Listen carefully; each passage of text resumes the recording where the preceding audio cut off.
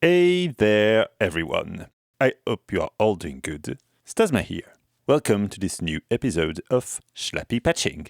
In this one, we're going to talk about complex oscillators with our guest, the 259T by Buchla and Tiptop Audio. The idea of this video will be to talk briefly about the history and concept of complex oscillators. First, let's listen to both together.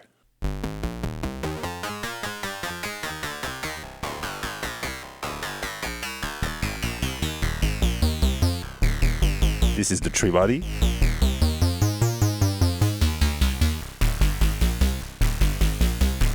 Inside the bitfold. Now adding the 259T.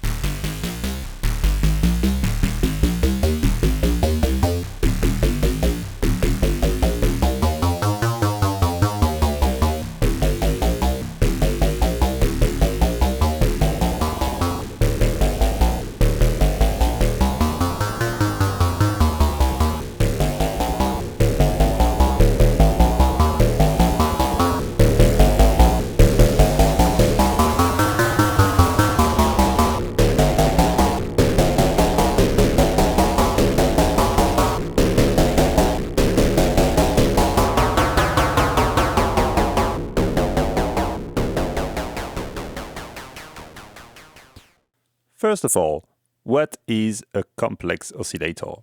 The term comes from the originator of this module, the 4U Buchla and Associate Programmable Complex Waveform Generator, Model 259.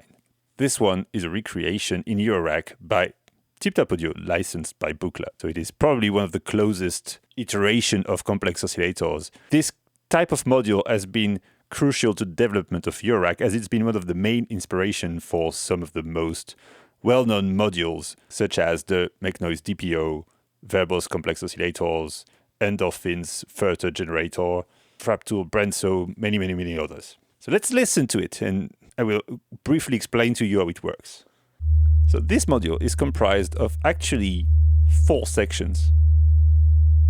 A modulation oscillator that can be used as a regular oscillator, but that's normaled to a VCA that is normaled to many inputs of modulation of this one that is the principal oscillator, which is the one that we are listening to. And then we have a wave shaping section that you can access by tapping the final output. This is what we are listening to right now. With all the knobs at 0, we have a sine wave. Right now, we can start to modulate the timbre parameter.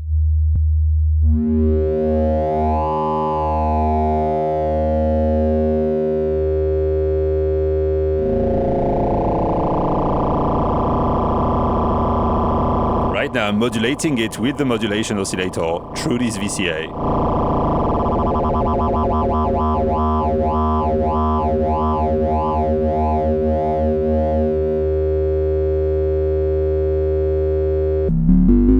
Let's launch our sequence. The modulation oscillator also gets the same sequence.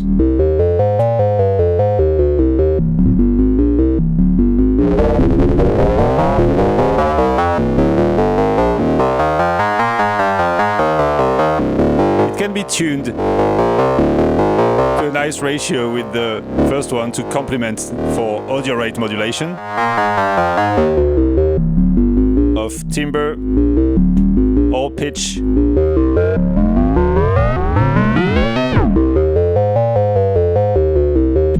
or amplitude.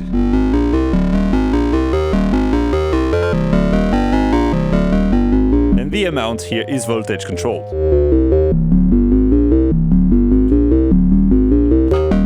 I could send an envelope into it, for example.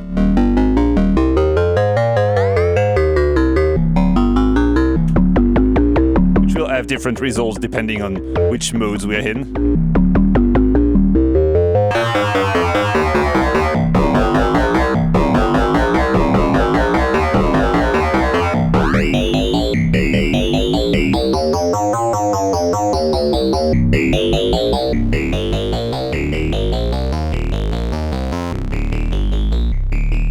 This was kind of another approach, in the sense that most oscillators at the time had fixed waveforms. Here you have an infinite blend of many waveforms, using two oscillators, one to modulate the other most of the time.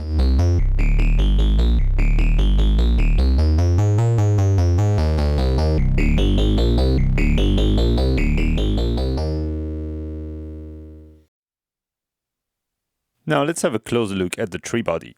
Let's first listen to it on its own. So the tree body is not using the same kind of circuit. First, it's a digital oscillator, where the 259 was and still is an analog oscillator, even though there is some digital tuning system inside it. This one is fully digital, even though it retains a fully analog style interface with one knob and switch per function. This one has many different outputs.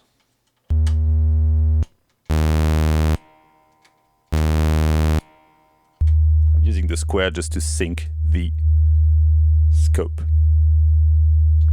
So you can see the green trace is the tree body. What the tree body has on board is actually 3 oscillators, not 2.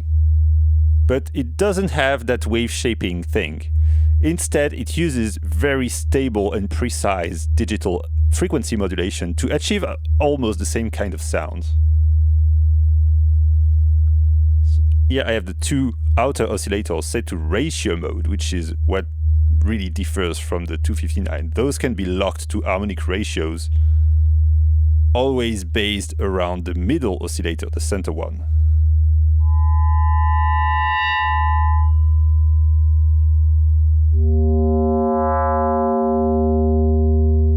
So the result in wave shapes can really look and sound very close to wave folding, as we were doing on the 259 earlier.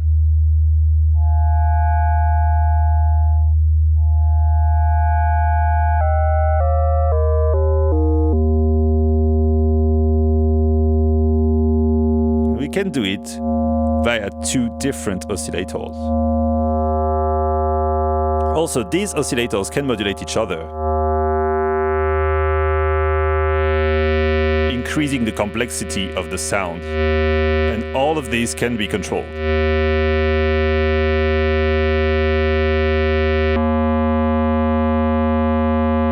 Let's send the arpeggio again.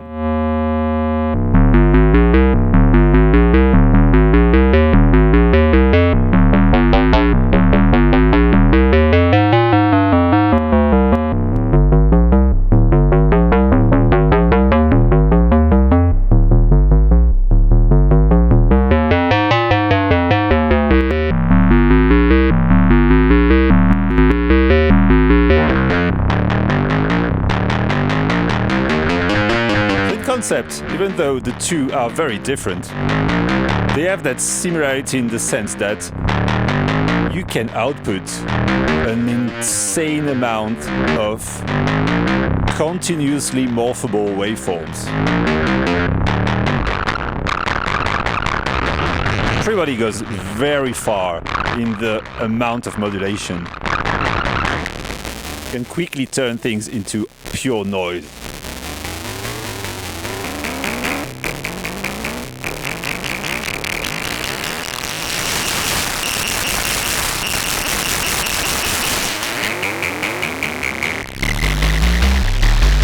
Very gnarly sounds.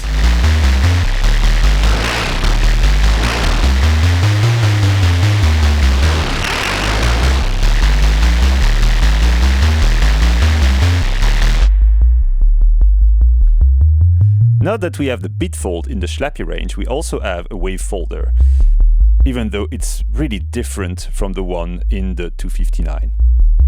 So let me zoom out again, and we are going to compare those two. Okay, so I'm going to first sweep the Wavefolder on the 259T. Have a look here.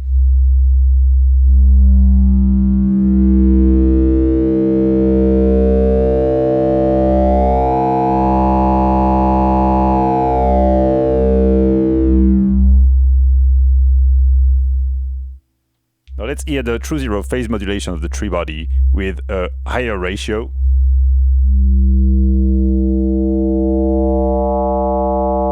It's quite close. With a lower ratio.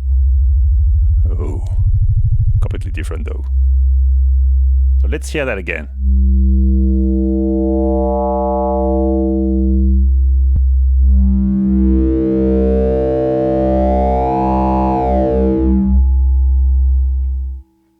Now let's take the Wavefolder output of the bitfault, send our sine wave into it. So first thing you can notice is that at 0, we have silence.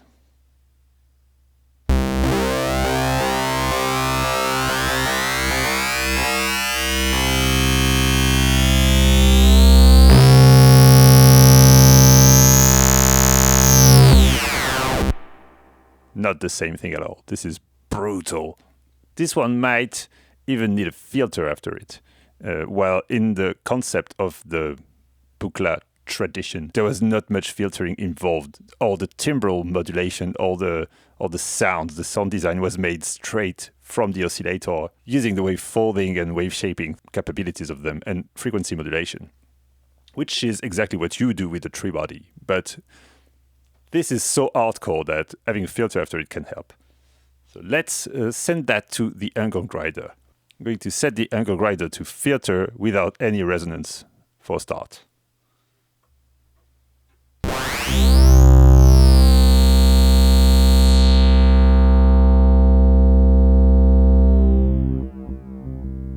So what we would need in order to match a bit the same kind of sweep, it would be a control that will affect the Wavefolder and the angle grinder at the same time. So I started the arpeggio again, and now let's send that envelope to FM2 to, yeah, straight away open the filter full on.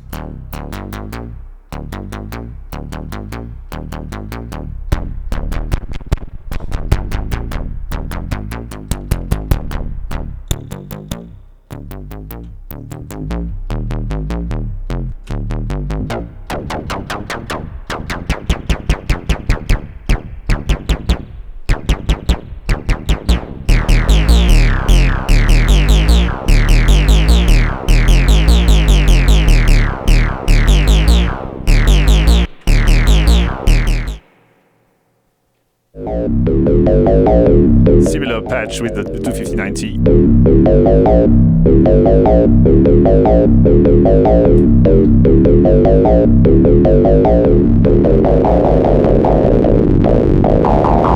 Add some modulation.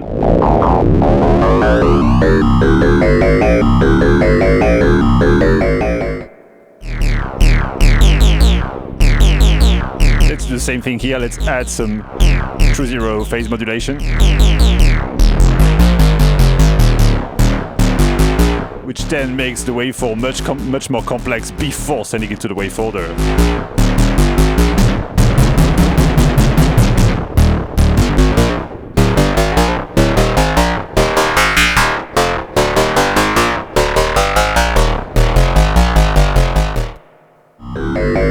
No doubt, all of these two are very complex.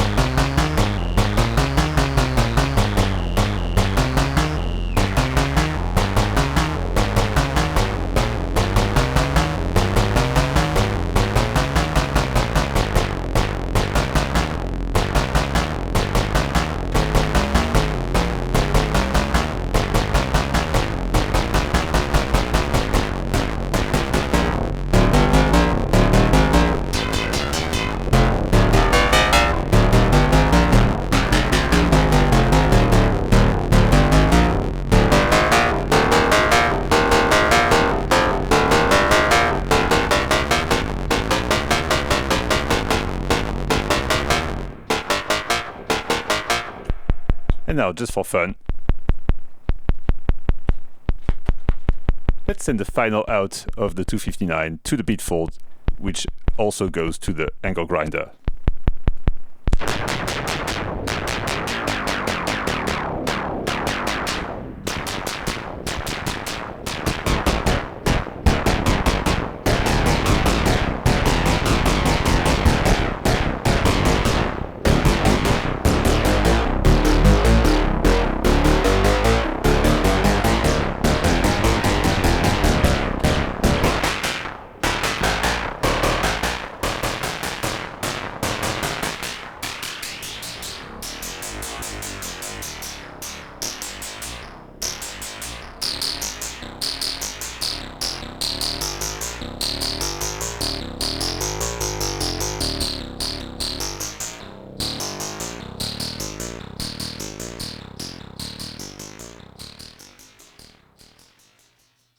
Here is another quite funky one, driven by the tracker, in what I would call a collaborative mode. Little chiptune weirdo melody played by the 250-90.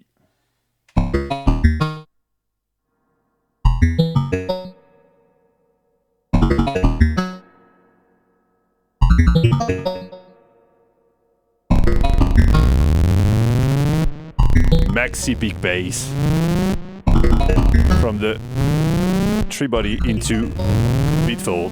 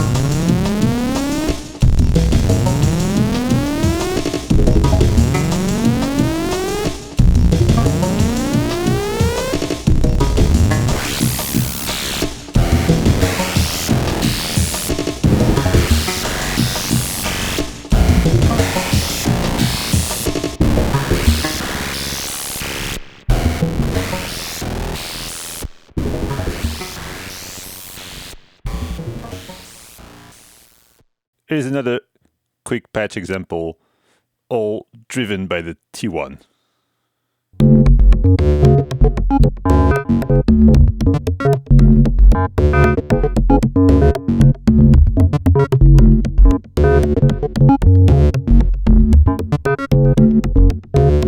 The idea is that I have the two oscillators playing somewhat the same pattern, but not at the same time. So I have made that percussion out of the tree body into the bitfold. Stepped output mixed with the fold out, going into the angle grinder with a very fast envelope.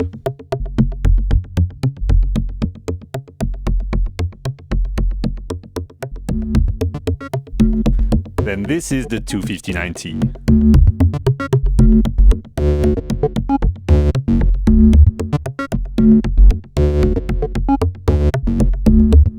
Decided to make a patch where I would use the clock to advance one nibbler, then do my classic thing, taking one of the nibbler output to another one to have two versions of the same timing but offsetted. And I use the stepped out to modulate both the oscillators.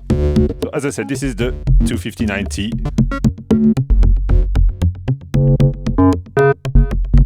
This is the tree body. The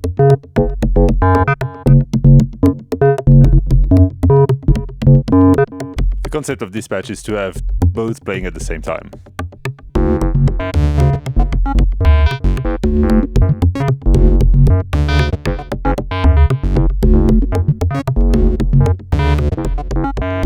That's it for today. I hope this video was helpful. Thanks to you for watching. See you next time. Bye bye.